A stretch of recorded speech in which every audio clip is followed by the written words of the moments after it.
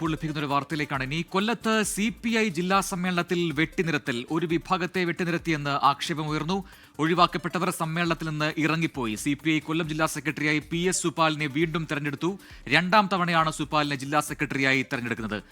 അരുൺ രാജ് കൂടുതൽ വിവരങ്ങളുമായി ചേരുന്നു കൊല്ലത്തുനിന്നും.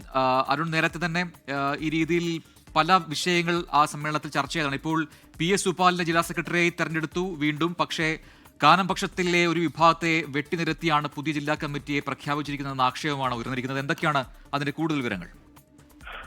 പ്രജിൻ, CPIയുടെ കൊല്ലം ജില്ലാ സമ്മേളനം അവസാനിക്കുമ്പോൾ രണ്ടാം തവണയും PS സുപാലിനെ കൊല്ലം ജില്ലാ സെക്രട്ടറിയായി, CPIയുടെ ജില്ലാ സെക്രട്ടറിയായി തെരഞ്ഞെടുക്കപ്പെട്ടിരിക്കുകയാണ്. ഇന്ന് ചേർന്ന ഈ പ്രതിനിധി സമ്മേളനത്തിന്റെ അവസാനം നടന്ന യോഗത്തിലാണ് സുപാലിനെ സെക്രട്ടറിയാക്കിക്കൊണ്ടുള്ള പ്രഖ്യാപനം തന്നെ എത്തുന്നത്.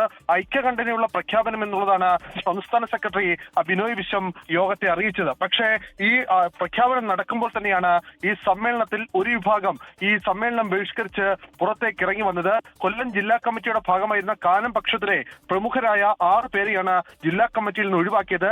KS Indusekharan Nair, P Unnikrishnan, KP Bhaskaran, JC Anil, K Vasudevan, S Subhash, G Madhavan Nair എന്നിവരെ ജില്ലാ കമ്മിറ്റിയിൽ നിന്ന് ഒഴിവാക്കി എന്നുള്ളതാണ് ഏറെ പ്രധാനപ്പെട്ട കാര്യം. KP ഭാസ്കരൻ ഓഫീസിന്റെ ചുമതല കൂടി വഹിക്കുന്ന വ്യക്തിയാണ്. P ഉണ്ണികൃഷ്ണൻ കിസാൻ സഭയുടെ നേതാവാണ്.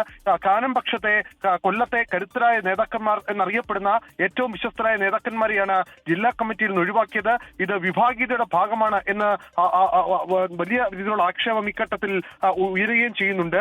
ഒഴിവാക്കപ്പെട്ടവരിൽ ഈ പ്രായപരിധിയുടെ കൂട്ടത്തിൽ വിജയമ്മൽ അലിയും ഉൾപ്പെടുന്നു എന്നുള്ളതാണ് ലഭിക്കുന്ന വിവരം. എന്തായാലും കൊല്ലത്ത് സമ്മേളനം വിഭാഗീയത വലിയ തോതിൽ വീണ്ടും പ്രകടമാവുകയാണ്. കൊല്ലത്ത് CPIയിൽ ഏറെക്കാലമായി നിലനിന്ന വിഭാഗീയത അത് വീണ്ടും മറനീക്കി പുറത്തു വരുന്നു. ഒരു വിഭാഗത്തെ പൂർണ്ണമായും വെട്ടിനിരത്തിയെന്ന ആക്ഷേപമാണ് ഇപ്പോൾ സമ്മേളനത്തിൽ തന്നെ പ്രതിനിധികൾ ഉന്നയിക്കുന്നത്.